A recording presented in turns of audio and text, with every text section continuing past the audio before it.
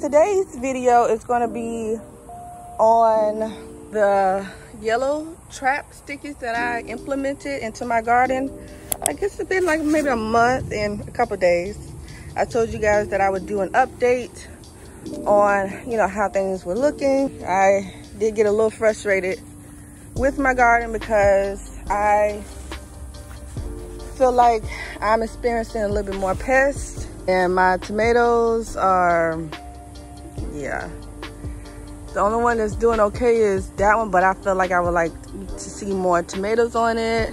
Now this one actually has caught up or has surpassed these two plants, tomato plants, and I actually planted these before I planted this one. You know, I just realized that everything can't, you know, be perfect.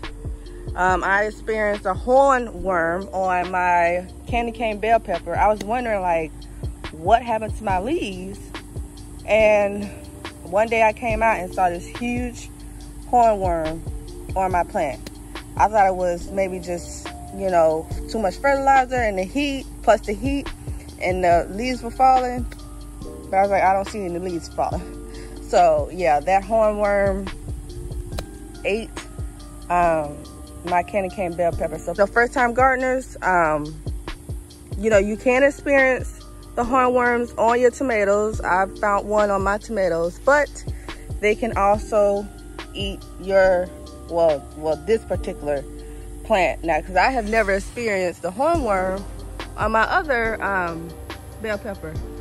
So I'm not sure if it's because it's near, you know, the tomatoes or what. So I think, you know, next year, you know, it's just, everything is a learning experience. Next year, I know to kind of like isolate the tomatoes away from any other plants that can possibly get the hornworms, such as corn and now, you know, possibly bell peppers.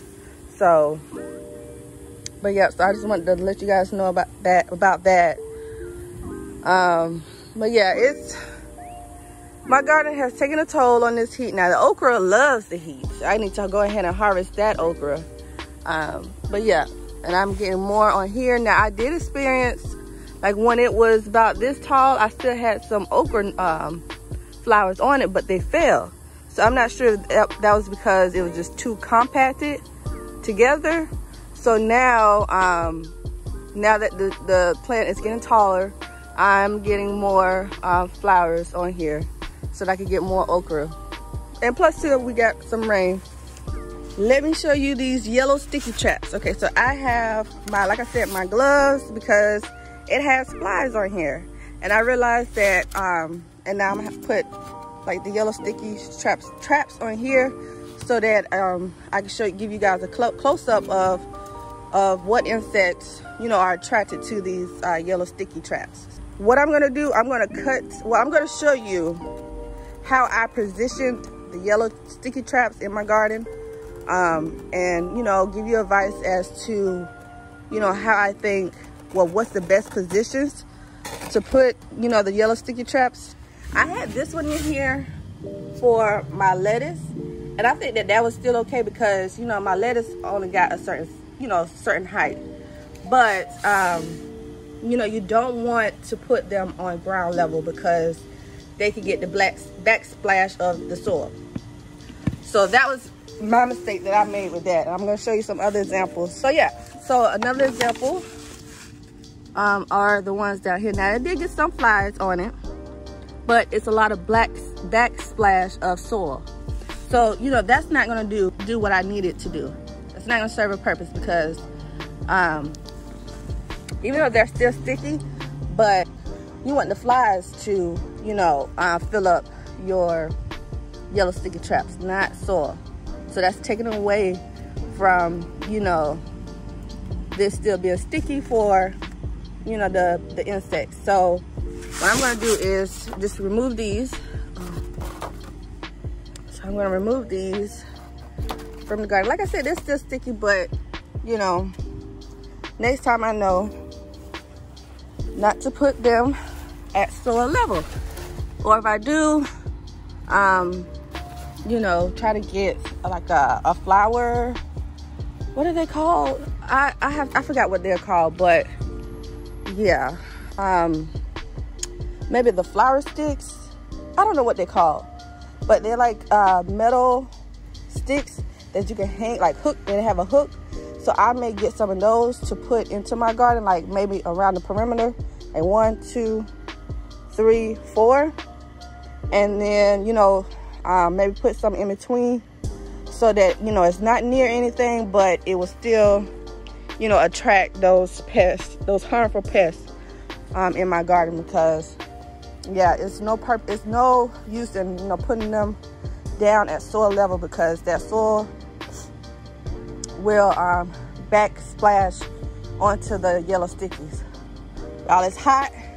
I'm trying to make this video for y'all. Okay, so here's another one that I decided to tie around my tomato overhead trellis that I made. This one really just got attracted to gnats, to be honest. Nothing else really. But I'm going to cut this down and we're going to take a closer look at my working station, because, like, yeah, it's really hot out here and the sweat is really dripping into my eyes. So what I'm going to do is just cut the ones that I have tying up down, and I'll be right back. Okay.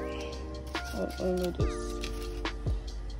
Okay, so I wanted to show you guys the difference between the yellow sticky traps that were on ground level versus at higher grounds. So these were this yellow sticky traps that I had like in between my tomatoes. As you can see, it's just a lot of backsplash from soil on them. So not really too much of insects on them. Now this one did get a few insects on it, like as far as flies. But yeah, okay, so now let's look at the ones that I had either tied on my cucumber trellis or, you know, just at a higher ground. This one was the one that was tied on my tomato trellis. As you can tell, it did get some pests. Let's see if I can zoom in. I'm glad I got some gloves, because I do not want to touch this. And I have my trash can next to me on my working station, so I could just, you know, pop these right on in here instead of bringing them into the house. Yeah, but yeah, it's mostly gnats on this one.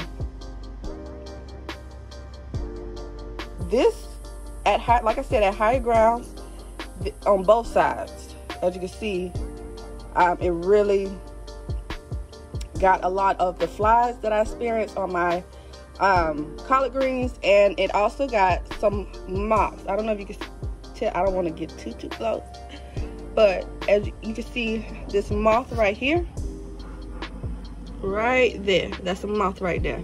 Okay, so it did get, you know, catch, you know, maybe 1 or 2 moths on here. It may have more, but they may have just, you know, disintegrated, so I'm not sure. But it did catch a lizard, as you can see, a small baby lizard.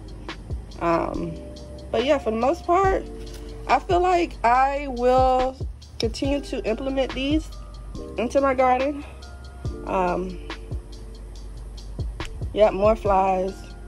Oh, here's another moth or whatever it is. More flies than gnats. So on this one also, so I just wanted to provide, you know, an up close. Oh, another lizard. Ugh, I'm glad I'm not touching this with my hand. Another lizard. Looks like another moth right there too. Oh, another one right here, whatever that is. So yeah, for the most part, I feel like, you know, the ones that were you know, located at higher grounds, they really, you know, got a lot of flies, some moths, not a lot of moths, and gnats, you know, from my garden. So that's a good thing. But like I said, just try not to put, you know, the yellow sticky traps at ground level, because as you can see, it's just more of a backsplash of soil.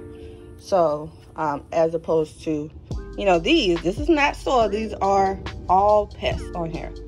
So I hope this video was helpful.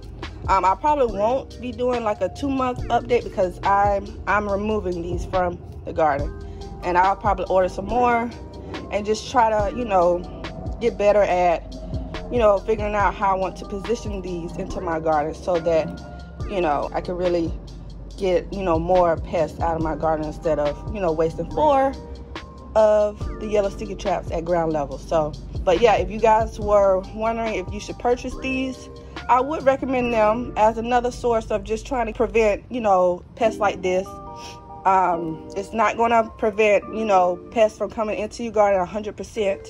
I'm going to be honest, because I still experience, you know, pests. So, but I mean, you know, I was really concerned about, you know, my collard greens and all the flies that were coming on it.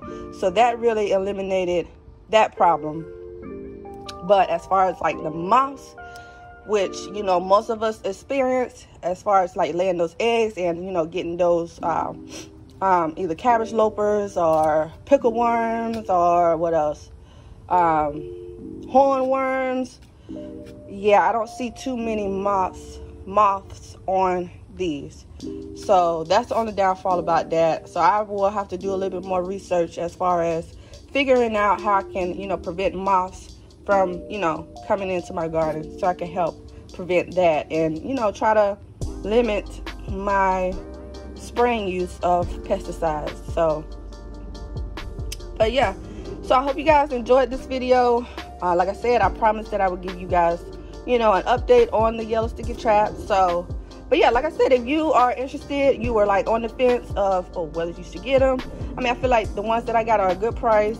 They, to be honest, some of them are still sticky, so I could, you know, continue on with these. Maybe not the ones that have like the soil on it, but yeah, as far as health purposes, I don't want to, you know, keep this amount of flies in my garden. I just don't. So I'm going to go ahead and dispose these and, you know, just purchase another set to put it back into my garden, but, you know, a little better than what I did before. So I hope that this was informative for you guys, and I'll see you in my next video.